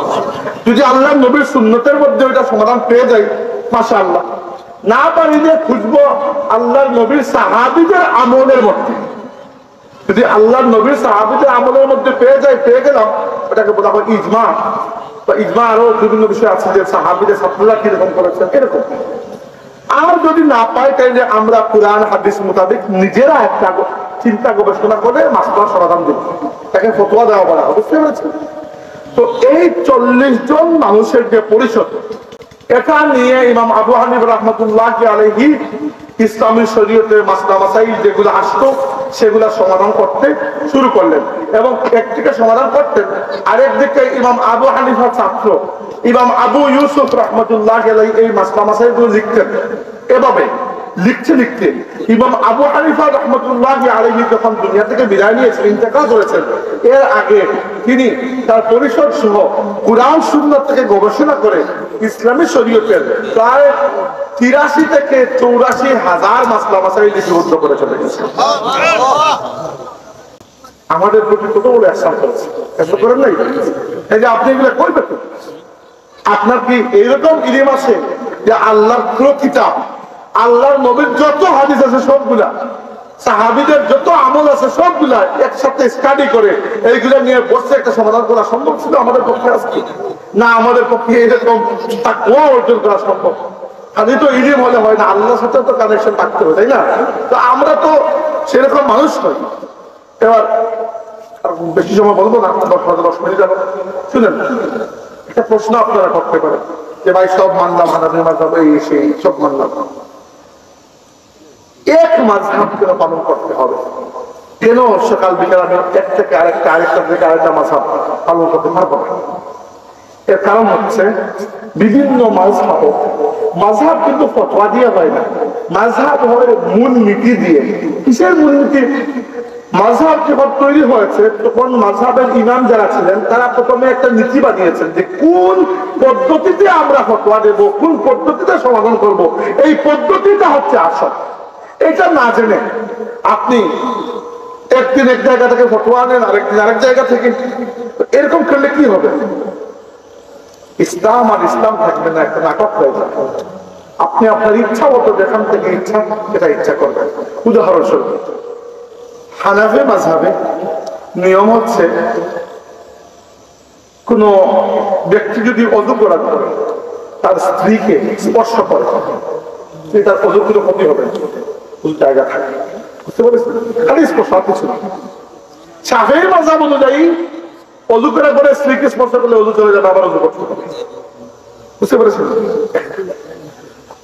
এইভাবে শাফিঈ মাযহাব অনুযায়ী, উদাহরণস্বরূপ আমার এই মুহূর্তে মনে পড়ছে না, এক দুটা এরকম সুবিধা আছে। এবার আপনি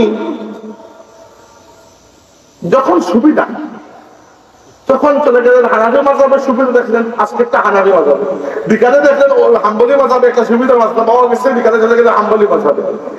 রাতে দেখলেন আপনি মালিকি মাযহাবে একটা সুবিধা পাওয়া গেছে, চলে গেলেন ওই মাযহাবে। ওইটা কি আর আল্লাহর দিন থাকলো? এটা তো নাকাত হয়ে গেল, তাই না? তো এই জন্য আপনাকে বলা হয়েছে যে আপনি নিজের খায়াসের অনুসরণ করবেন না, বরং একটাতে ঠিক থাকেন। একটাতে থাকলে সুবিধা কি হবে? ওইটার মাসলা মাসাইল আপনি অনুসরণ করবেন, ওইটার ফতোয়াগুলো অনুসরণ করবেন। এবার আপনি বলবেন যে ভাই আমরা কোন মাযহাবের অনুসারী হওয়া উচিত? জবাব হচ্ছে আমার একটাই, আপনার এলাকায় যে মাযহাবের মানুষ অধিক আছেন আপনি সেই মাযহাবের অনুসরণ করুন, তাইলে আপনার জন্য ফতোয়া খুঁজতে সুবিধা হবে, বুঝতে পেরেছেন? আমাদের বাংলাদেশে হানাফি মাযহাব পালন করা হয়, ভারতে, পাকিস্তানে, আফগানিস্তানে এবং টার্কি পর্যন্ত, একেবারে আমাদের এদিক থেকে বাংলাদেশ থেকে নিয়ে টার্কি পর্যন্ত পুরো এলাকায়, আর উত্তর দিকে ওই উজবেকিস্তান, তাজিকিস্তান, কাজাকিস্তান, এই এলাকাগুলোতে হানাফি মাযহাব পালন করা হয়। তো আপনি যদি এই এলাকায় হানাফি মাযহাব পালন করেন, আপনার জন্য সুবিধা কি? একটা জায়গায় আটকাইছেন, একজন মুফতির কাছে গেছেন, ফতোয়া পেয়ে গেছেন, মানে মুফতি হানাফি মাযহাবের, আপনি হানাফি মাযহাবের। আপনি যদি এখানে নতুন কিছু একটা নিয়ে আসেন, তো ওই মুফতি সাহেব জবাব দিতে পারবেন। এই হচ্ছে সুবিধা। আরবের লোকেরা অধিকতর হাম্বলি মাযহাবের অনুসারী, আবার ইন্দোনেশিয়া, মালয়েশিয়া এই দেশের লোকেরা অধিকতর শাফিঈ মাযহাবের অনুসারী। এটা কি জন্য? যে এলাকায় যে মাযহাবের মানুষ বেশি, সেই এলাকায় সেই মাযহাবের আলিম উলামারা মাদ্রাসা বানিয়েছেন, মসজিদ বানিয়েছেন, মক্তব বানিয়েছেন, হাজারা বানিয়েছেন, আর ওই মাযহাবের আলিমদেরকে তৈরি করেছেন, গঠন করেছেন। তাই ওই এলাকায় ওই মাযহাব মানলে আপনার জন্য একটা সুবিধা। তাই আমরা বাংলাদেশের মানুষ হিসাবে হানাফি মাযহাব অনুসরণ করা আমাদের জন্য সুবিধা। কারণ যখনই আপনার প্রয়োজন পড়বে, আপনার মসজিদের ইমাম সাহেব, খতিব সাহেব অথবা মাদ্রাসার মুক্তামিম সাহেব, মুফতি সাহেব, যার কাছেই যান না কেন, কিন্তু তো হানাফি মাযহাবের, তিনি আপনাকে একটা সমাধান দিতে পারবেন। এই হচ্ছে মাযহাবের পুরো বিষয়টা, বুঝতে পারছেন? আশা করি আর তো কোনো কনফিউশন থাকলো না যে মাযহাব মানার প্রয়োজনীয়তা কি জন্য। কারণ আমরা তো আর নবীর যুগ পাই নাই। নবীর যুগ পাইলে মাযহাবের দরকার ছিল না, কারণ নবী নিজেই তো সবকিছু। নবীকে জিজ্ঞেস করে তিনি বলতেন, যেহেতু নবীর যুগটা আমরা পাই নাই, অতএব আমাদেরকে কোনো না কোনো একটা রশি ধরে নবী পর্যন্ত পৌঁছাতে হবে। এই রশি হচ্ছে চারটা মাযহাব। এবার চার মাযহাব কি করতো? আপনি বলবেন যে মাযহাব তো আরো থাকতে পারত। মাযহাব চারটা ছিল, প্রথমে ছিল 22টা। আস্তে আস্তে কি হয়েছে, বাকি মাযহাবগুলোর অনুসারী আর তেমন পাওয়া যায় নাই, অথবা বাকি মাযহাবগুলোর যে মাসলা মাসাইল আছে এগুলো ওই চার মাযহাবের মধ্যে এসেই ঢুকে গেছে। আর 3 নম্বর, বাকি যে 22টি মাযহাব, ওই 22টি মাযহাবের তেমন কোনো, প্রথম তো বড় আলিম উলামার মাধ্যমে শুরু হয়েছিল, পরে তাদের ছাত্ররা সেরকম অর্থে এটাকে বুঝাইতে পারে নাই, সামনের দিকে দিতে পারে নাই। এই চার মাযহাবের যে চার ইমাম, হানাফি মাযহাবের ইমামের নাম হচ্ছে ইমাম আবু হানিফা। ইমাম আবু হানিফা হচ্ছে তার কুনিয়াত, তার নাম হচ্ছে ইমাম নুমান ইবনে সাবিত। ইমাম নুমান ইবনে সাবিত রাদিয়াল্লাহু আনহু। এরপরে মালিকি মাযহাব, মালিকি মাযহাবের ইমাম হচ্ছেন ইমাম মালিক ইবনে আনাস ইবনে মালিক রাহমাতুল্লাহি তাআলা আলাইহি, মদিনা শরীফে তার কবরস্থান। আর 3 নম্বর হচ্ছে ইমাম শাফিঈ রাহমাতুল্লাহ আলাইহি, শাফিঈ মাযহাব। শাফিঈ মাযহাবের ইমামের নাম হচ্ছে ইমাম মুহাম্মদ ইবনে ইদ্রিস শাফিঈ রাহমাতুল্লাহ আলাইহি।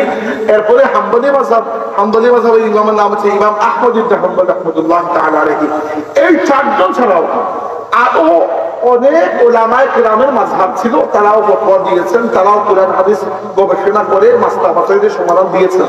কিন্তু পরবর্তীতে মানুষ আর ওইগুলোকে অনুসরণ করে নাই, এই চারটাকেই করেছে। তো যেটাতে মানুষ অনুসরণ করে সেটাই তো টিকে থাকবে, তাই না? এই জন্য এই চারটা মাযহাব টিকে ছিল, এবং এই চারটা মাযহাবই কোরআন, আল্লাহর নবীর হাদিস, সাহাবীদের ফতোয়া, সাহাবীদের আমল, এইগুলো থেকেই তারা অনুসরণ করে বের করেছেন, নিজের বাড়ি থেকে বানিয়ে নিয়ে আসেন নাই। অনেকেই বলেন, দেখবেন আপনাকে এসে মিষ্টি মিষ্টি কথা বলছেন, আজকাল বাংলাদেশে আহলে হাদিস ভাইয়েরা এই কাজগুলো অনেকটাই করে দেয়। মানুষকে ধরে জিজ্ঞেস করে যে তুমি নবীকে মানো নাকি ইমাম আবু হানিফাকে মানো, মানে তাদের মতামত হচ্ছে নবীকে মানলে আর আবু হানিফাকে, আর আবু হানিফাকে মানলে নবীকে মানা যায় না। আমি আপনাকে জিজ্ঞেস করি, আপনার বাড়ি ধরেন বড়লেখা নাকি বাংলাদেশ? আপনি লন্ডন গেছে, আপনাকে জিজ্ঞেস করেন আপনার বাড়ি কি বড়লেখায় নাকি বাংলাদেশে? বাংলাদেশে, তার মানে বড়লেখায় নয়। এখানে এমন একটা প্রশ্ন যেটা প্রশ্নটাই বুঝাবে, কারণ বড়লেখা এই উপজেলাটা বাংলাদেশের ভেতর। তো কেউ যদি আপনাকে জিজ্ঞেস করে আপনি আবু হানিফাকে মানেন নাকি আল্লাহ নবীকে মানেন, তো আপনি সোজা উত্তর দিবেন যে আবু হানিফাও আমার নবীর অনুসারী, আবু হানিফাও আমার নবীর শরীয়তের অনুসারী, আবু হানিফাও আমার নবী সাল্লাল্লাহু আলাইহি ওয়াসাল্লাম সুন্নাত থেকে, হাদিস থেকে, আল্লাহ কিতাব কুরআন থেকে চিন্তা গবেষণা করে এই ফতোয়া দিয়েছেন। আমি নিজে এই ফতোয়াটি খুঁজে বের করার যোগ্য নই, এজন্য আমি ইমাম আবু হানিফার ফতোয়ার অনুসরণ করছি। এর মানে এই নয় যে আমি নাউজুবিল্লাহ নবীকে বাদ দিয়ে আবু হানিফার উপর ঈমান এনেছি। আবু হানিফাকে আমরা ইমাম মনে করি, কি মনে করি? ইমাম। কিন্তু ইমান মনে করি না। আমাদের ইমান হচ্ছে মুহাম্মদুর রাসূলুল্লাহ সাল্লাল্লাহু আলাইহি ওয়াসাল্লাম। আমরা কালিমা পড়েছি কার নামে? আবু হানিফার নামে না, আমরা কালিমা পড়েছি রাসূলুল্লাহর নামে, লা ইলাহা ইল্লাল্লাহু মুহাম্মাদুর রাসূলুল্লাহ। এবং আমরা এটা জানি নবী নিষ্পাপ, নবী নির্ভুল। আবু হানিফা ভুল করতে পারে, তিনি একজন মানুষ, হয়তো করেছেন, কিন্তু আপনার থেকে তো কম করবেন ইনশাআল্লাহ, তাই না? এতটুকু বিশ্বাস আছে। এই জন্য তারা নবীর যুগ পান নাই, কিন্তু নবীর ছাত্রদের ছাত্র ছিলেন তারা, সাহাবীদের ছাত্রদের ছাত্র। আর আপনি কততম ছাত্র যে হিসাবে করা যাবে, তাই না? এই জন্য যত সময় পেছনে যাচ্ছে তত আমার মতো আলতু ফালতু লোক এসে ঢুকতেছে, আলিমের বেশ ঢুকতেছে। তৎকালীন যুগের আলিম যারা সত্যি আল্লাহকে ভয় করতেন। এবং আবু হানিফা রাহমাতুল্লাহি আলাইহি রাতে দাঁড়িয়ে যখন নামাজ আদায় করতেন, কখনো তিনি তিলাওয়াত শেষ করতে পারতেন না। কাঁদতে কাঁদতে অবস্থাটা এরকম হয় যে তিনি আর তিলাওয়াত শেষই করতে পারতেন না। আর আমরা কি আল্লাহকে এরকম ভয় পাই? এখানে শুধু ইলমের বিষয় না, আল্লাহর সাথে কানেকশনের একটা বিষয় আছে। ইমাম মালিক রাহমাতুল্লাহি আলাইহি তিনি মদিনা শরীফে থাকতেন। জীবনে একবার বা দুইবার হজ করেছেন, আর হজ করেন নাই কখনো। অথচ মদিনা থেকে মক্কা শরীফে যেতে কতক্ষণ লাগে? তৎকালীন যুগে উঠে বা ঘুরেতে গেলেও তো খুব বেশি দিন লাগার তো কথা নয়। তিনি জান নাই, কি জন্য? তিনি বলতেন যে আমি ফরজ হজ আদায় করে ফেলেছি, আর আমি জীবনে মদিনার বাইরে যাব না। আমার বড় ইচ্ছা, যখন আমার মৌত হবে আল্লাহর নবীর সহ মদিনায় আমার মৌত হবে। মদিনায় তার মৌত হয়েছে এবং রাসূল পাক সাল্লাল্লাহু আলাইহি ওয়াসাল্লামের প্রিয় কবরস্থান জান্নাতুল বাকিতে ইমাম মালিক রাহমাতুল্লাহ কবর শরীফ হয়েছে। আমি নিজে জিয়ারত করেছি। এদের ওদেরকে তাকওয়া ছিল। ইমাম মালিক রাহমাতুল্লাহি আলাইহিকে একবার এক মুসলিম বাদশা অনেক পেরেশান করেছিল। বাদশাহ সবাইকে জবরদস্তি করতেছিল, জবরদস্তি বাদশাহ হয় না, রাজনীতিতে করে না মানুষের উপর জোর জবরদস্তি। ইমাম মালিক বাদশার বিরুদ্ধে ফতোয়া দিয়েছে। বাদশাহ বলছে আমার বিরুদ্ধে ফতোয়া দেবে না, তিনি দিয়ে দিয়েছেন। তাকে অনেক জুলুম করা হয়েছে, টর্চার করা হয়েছে, বেদ দিয়ে মারি দেওয়া হয়েছে। তো মানুষ খুব বিরক্ত হয়েছে। মানুষ তাকে বলছে যে হযরত আপনি ওই বাচ্চার উপর বদুয়া দেন, কিন্তু দোয়া করেছিল। মানুষ তাকে জিজ্ঞাসা করেছে আপনি কি জন্য দোয়া করলেন? যে বললেন এই বাচ্চা আমার নবীর চাচার বংশের মানুষ, এই বাচ্চা আমার নবীর চাচা আব্বাস রাদিয়াল্লাহু আনহুর বংশের মানুষ। আমার বদুয়ার কারণে আমার নবীর পরিবারের আল্লাহর কাছে আত্মীয়তা রেখে হতে দেব না। আল্লাহর নবীর সাথে এত মহব্বত কার থাকতে পারে?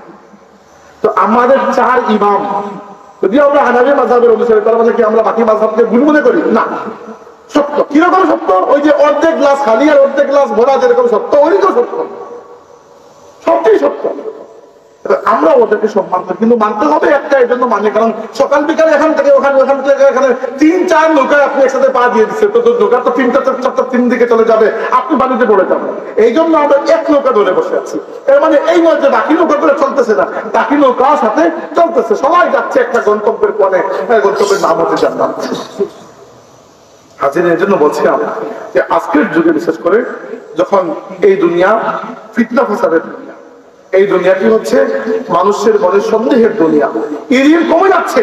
আল্লাহর নবী বলেছেন ইন্নাল্লাহা লা ইয়ানজিল ইলমা ইনতিজাআন, ও কামা ক্বালা, আল্লাহ তাবারাকা ওয়া তাআলা কখনো ইলমকে কেড়ে নেবেন না, বরং আলিমরা আস্তে আস্তে মারা যাবে, আলিমদের মৃত্যুর মাধ্যমে একসময় ইলিমও উঠে যাবে, জাহিলরা দুনিয়াতে চলে আসবে। দেখেন দুনিয়াতে জাহালাত কি পরিমাণ চলে এসেছে। আপনি দেখেন আমাদের বাংলাদেশে ইসলামী শিক্ষা ব্যবস্থা আলহামদুলিল্লাহ এর জন্য আমাদের উলামায়ে কেরাম আউলিয়া সালেহিনরা অনেক ফাইট করেছেন। বাংলাদেশে হাজার হাজার মাদ্রাসা প্রতিষ্ঠা হয়েছে, মসজিদ খানকা মক্তব প্রতিষ্ঠা হয়েছে। আজকে এগুলোকে নষ্ট করার জন্য কিরকম পায় করা হচ্ছে আপনারা দেখতেই পাচ্ছেন। আমাদের শিক্ষানীতির কি অবস্থা, অনেক জায়গায় আমি বক্তৃতা দিয়েছি এগুলা নিয়ে, আপনারা হয়তো অনেকেই আমার বক্তব্য অনলাইনেও শুনেছেন। কি জন্য? কারণ আজকের যুগে যদি আমরা এই মাদ্রাসাগুলোকে তাদের মূল অস্তিত্ব, মূল আদর্শ, উদ্দেশ্যের উপর টিকিয়ে রাখতে না পারি, কালকে আমাদের বাচ্চারা কি আর ইমাম আবু হানিফা হতে পারবে? কিন্তু ইমাম আবু হানিফার দরকার আছে প্রত্যেক যুগে। বুলবুলি সাহেব কি একবার এসে চলে যাবেন এরকম না, প্রত্যেক যুগে এক একজন বুলবুলি সাহেব দরকার। আমি তো আশা করি আপনাদের মধ্য থেকে কেউ আগামী দিনে বুলবুলি সাহেব হবে ইনশাআল্লাহ, যেন অর্জনে আল্লাহ পাক দিনের বাতি চালাবে। কি জানি ভাই কার মাধ্যমে কি খেদমত হয় আমাকে বলুন। ছোট্ট খাজা মঈনুদ্দিন চিশতি, ছোটখাটো তিনিও তো কারো কাছে লেখাপড়া করেছেন। তার উস্তাদ হয়তো তাকে পড়ানোর সময় জানতেনই না যে এই বাচ্চা বড় হয় এত বড় কাহিনী করবে। সেই মঈনুদ্দিন চিশতি এমন মানুষ যার হাতে ভারতবর্ষের 90 লক্ষ মানুষ ইসলাম কবুল করেছে। আজকে আপনি যাকে 2টা সূরা শেখাচ্ছেন, এরপরে কালকে বড় হয় সে সেই যুগের শাহজালাল হয়। এই জন্য আমাদের মাদ্রাসা, আমাদের মসজিদ, আমাদের দিনী খেদমতগুলোকে টিকিয়ে রাখা খুবই দরকার। আমি তো ওয়াজ মাহফিলকে বড় গুরুত্ব দেই। কি জন্য গুরুত্ব দেই? কারণ মাদ্রাসায় ভর্তি করে কিছু মানুষকে আমরা আলিম বানিয়ে ফেললাম, ঠিক আছে, সাধারণ মানুষেরও তো দিন শিখার দরকার আছে না কিছু বেশি। আমি বলছি না যে আপনি একবার আল্লামা হয়ে যাবেন, জাহিল থাকারও তো দরকার নেই, তাই না? এই যে সাধারণ মানুষের কাছে ইসলামী শিক্ষা পৌঁছানোর ওয়াজ ছাড়া দরকার কোনো উপায় নেই। আপনি তো মাদ্রাসায় ভর্তিও হবেন না আর মুহাদ্দিসও হবেন না, তো সাধারণ মানুষের কাছে ইসলাম পৌঁছানোর একটাই ওসিলা, এটা হচ্ছে ওয়াজ মাহফিল। এই জন্য ওয়াজ মাহফিলে আমি সাবজেক্ট ভিত্তিক কথা বলতে পছন্দ করি, দলিল ভিত্তিক কথা বলতে পছন্দ করি, সহজ করে একটা টপিক শুরু করে মানুষকে শেষ পর্যন্ত বুঝিয়ে দিতে পছন্দ করি। এজন্য যে আমাদের সাধারণ মুসলমানদের কাছে প্রত্যেকটা আলিম হওয়া কিন্তু ফরজ না, ফরজ হচ্ছে এতটুকু ইলম অর্জন করা যতটুকু আপনি ইসলাম ঠিক মতো পালন করতে পারেন। বুঝতে পেরেছেন? প্রত্যেকটা তো মানে ডাবল টাইটেল আপনাদের খ্যাতি সম্পন্ন মুফাসসিরে কোরআন তো হওয়ার দরকার তো নাই, তাই না? কিন্তু এতটুকু ইলম তো লাগবে যতটুকু আপনি ইসলামকে বুঝেন, যতটুকু আপনি ইসলাম পালন করতে পারেন, এতটুকু শেখানোর জন্য এই মাহফিলগুলো কোনো বিকল্প নাই। এই জন্য মাহফিলগুলোকে ধরে রাখবেন, এগুলোকে গনিমত মনে করবেন। আউল ফাউল বক্তায় মাহফিলের সময় নষ্ট করবেন না। মাহফিলের আয়োজন করেছেন, গানের আয়োজন তো করেন নাই, তো গায়ক এনে এখানে ড্যান্স দেওয়াচ্ছেন। অনেক মাহফিলে দেখা যায় গায়ক টাইপের বক্তাদেরকে নিয়ে আসে, এরা এসে হেই হেই বলে ডান্স করে, মানুষও মজা পায়। তো এগুলো তো মজার অনুষ্ঠান না। যদি কমেডি আপনার দেখতে হয় টেলিভিশনে দেখেন, ওয়াজের নামে কমেডি করার কোন দরকার আছে? এটা তো আল্লাহর দিনের সাথে গাদ্দারি করা।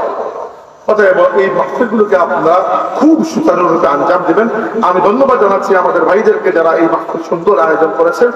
আল্লাহ আমাদেরকে সুন্দর একটি বিষয়ে কথা বলার তৌফিক দিয়েছেন, যা আমরা শুনলাম তা যেন শিখতে পারি।